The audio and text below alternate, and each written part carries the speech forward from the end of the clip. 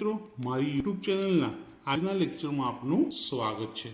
આજનો લેક્ચર છે આપણું ધોરણ 12 કોમર્સ આંકડાશાસ્ત્ર ભાગ 2 ચેપ્ટર નંબર 5 વિકલન, જેમાં સ્વાધ્યાય 5.1 આપણે શીખી રહ્યા હતા, જેનો આજે દાખલા નંબર 3 કરીશું અને આગળ બીજા દાખલા જોઈશું। તો સૌપ્રથમ આનું વ્યાખ્યાની મદદથી વિકલન કરવું હોય તો આખો દાખલો ગણવો પડે, અને જો ડાયરેક્ટ વિકલન કરવાનું કીધું હોય તો ઘાત આગળ આવી જાય અને ઘાત ઓછી થઈ જાય। તો ડાયરેક્ટ આનો વિકલનનો આન્સર ઘાત આગળ આવે તો 7 અને એક્સમાંથી ઉપરની ઘાત ઓછી તો 7x ની 6 ઘાત થઈ જાય ડાયરેક્ટ જવાબ। પણ વ્યાખ્યાની મદદથી કીધું છે એટલે સૂત્રનો ઉપયોગ કરવો પડશે। સૂત્રનો ઉપયોગ કરવા માટે સૌપ્રથમ f of x plus h શોધવા પડે। f of x તો આપેલા જ હતા, શું શોધવું પડે? f of x plus h। તો જ્યાં x હોય એની જગ્યાએ x plus h લખી દઈશું। તો અહીંયા x ની જગ્યાએ શું લખી દઈશું? x plus h, અને કેટલી ઘાત છે એની? 7 ઘાત। હવે કૌંસની બહાર 7 ઘાત હોવાથી આપણને વિસ્તરણ ખબર નથી। 2, 3 ઘાત સુધી આપણને વિસ્તરણ ખબર, પણ એનાથી વધારે ઘાત હોય અથવા ઘાતમાં અપૂર્ણાંક સંખ્યા હોય 1/2, 1/3, તો આપણને વિસ્તરણ ખબર હોતું નથી। માટે ધારણા કરવી પડે કે ધારો કે x plus h બરાબર t ધારવો પડે। આવું લક્ષ ચેપ્ટર નંબર 4 ની અંદર આવા દાખલા આવતા હતા કે વિસ્તરણ ના થઈ શકતું હોય તો t ધારી લેવાનું। હવે h ની કિંમત શું હોય તો x ને સામે લેવો પડે, તો પ્લસ x સામે જાય તો શું થઈ જાય? માઇનસ। તો h બરાબર t માઇનસ x, આવું પણ આપણે કરતા હતા। બીજું કે આપણું જે સૂત્ર છે એમાં લિમિટ આવે છે h ટેન્ડ્સ ટુ 0। જો h ની કિંમત 0 થઈ જાય કે h ટેન્ડ્સ ટુ 0 હોવાથી t બરાબર x વધે, કારણ કે h ની કિંમત 0 થઈ જાય એટલે જતો રહેશે, તો t બરાબર x એટલે નવી લિમિટ શું આવશે? t ટેન્ડ્સ ટુ x આવશે। t ધર્યા પછી હંમેશા આ બે પદ લખવા જ પડે। હવે સૂત્ર લખીએ। સૂત્ર શું છે આપણું?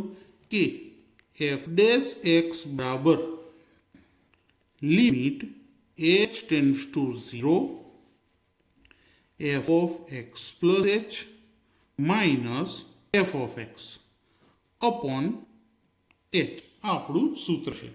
સૂત્રમાં કિંમત મૂકીએ કે limit h tends to 0 f of x plus h શું મળે આપણને? x plus h ની 7 ઘાત, x plus h ની 7 ઘાત ઓછા f of x શું છે? x ની 7 ઘાત, અને છેદમાં શું છે આપણી પાસે? h। હવે આપણે x plus h બરાબર શું ધાર્યું હતું? t। તો આ x plus h ની જગ્યાએ શું લખી દઈશું? t। અને t લખીએ ત્યારે લિમિટ શું હશે? t ટેન્ડ્સ ટુ x, આ ભૂલતા નહીં। Limit t tends to x, તો t ની 7 ઘાત ઓછા x ની 7 ઘાત છેદમાં h છે। તો h બરાબર કેટલા હતા? t માઇનસ x, તો h ની જગ્યાએ શું લખી દઈશું? t minus x। હવે તમને લોકોને યાદ હોય તો ચેપ્ટર નંબર 7 ની અંદર એક સૂત્ર આવતું હતું આ રીતની કે લિમિટ x ની n ઘાત માઇનસ a ની n ઘાત અપોન x માઇનસ a, અહીંયા પણ એ જ હતું t ટેન્ડ્સ ટુ। હવે આની અંદર આપણે શું કરવાનું આવે છે કે ઘાત આગળ લઈ જવાની અને a ની 1 ઘાત ઓછી થઈ જાય n માઇનસ 1। તો આપણું સૂત્ર હતું કે ઉપર નીચે કિંમત સરખી હોય અને ઘાત સરખી હોય અને વચ્ચે કઈ નિશાની હોય? માઇનસ।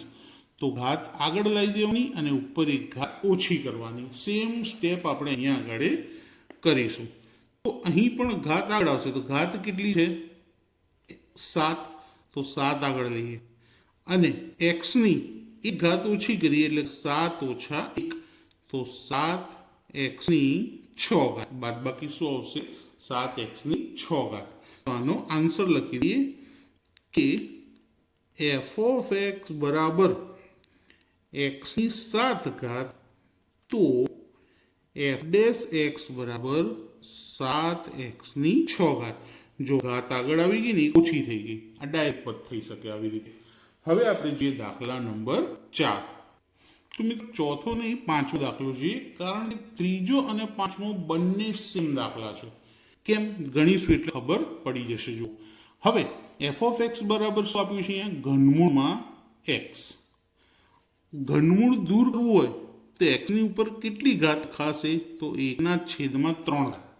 જો વર્ગમૂળ દૂર કરવું હોય તો 1/2 ઘાત લખાય, પણ ઘનમૂળ દૂર કર્યું એટલે 1/3 લખ્યા. હવે same process F of X plus H. એક્સની જગ્યાએ શું લખીશું? X plus H. ઘાત કેટલી? 1/3. આના જેવું થઈ ગયું સેમ. હવે 1/3 ઘાતનું વિસ્તરણ આવડતું નથી એટલે ટી ધારવો પડશે.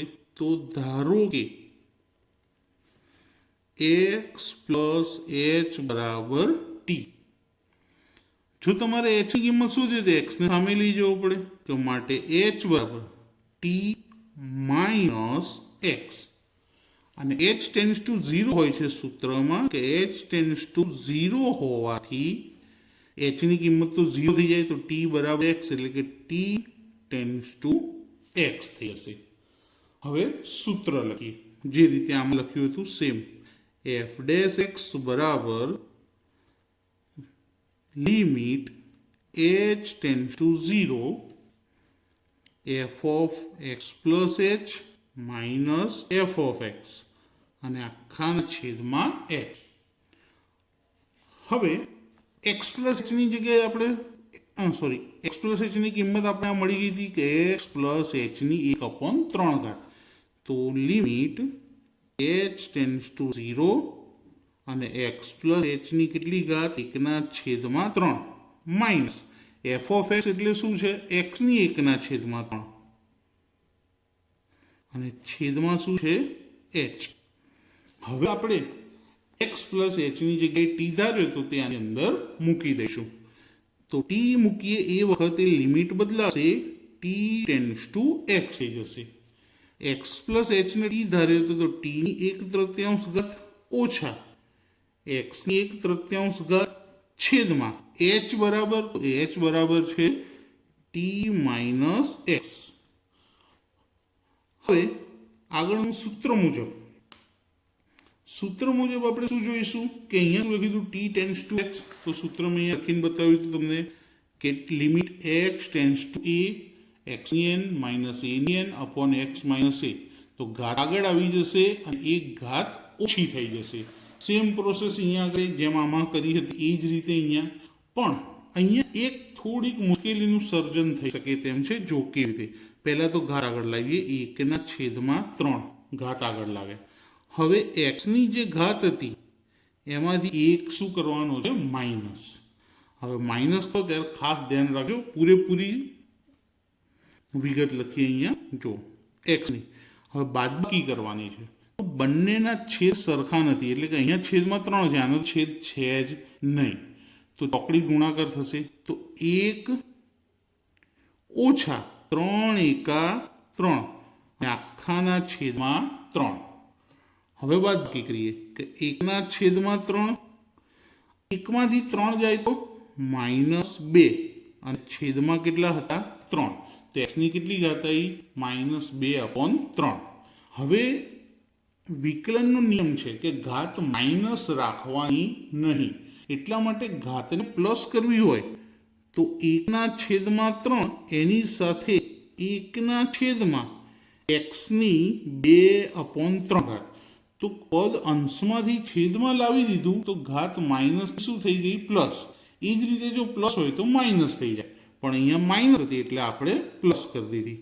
હવે ગુણાકાર કે 1 એકા 1, 3ને આની સાથે ગુણીએ તો 3x અને ઘાત કેટલી છે? 2/3. તો જવાબ લખી દઈએ કે એફ ઓફ એક્સ બરાબર ઘનમૂળમાં એક્સ હોય ત્યારે એફ ડેશ એક્સ બરાબર શું જવાબ મળ્યો આપણને? 1/3x અને એની કેટલી ઘાત? 2/3.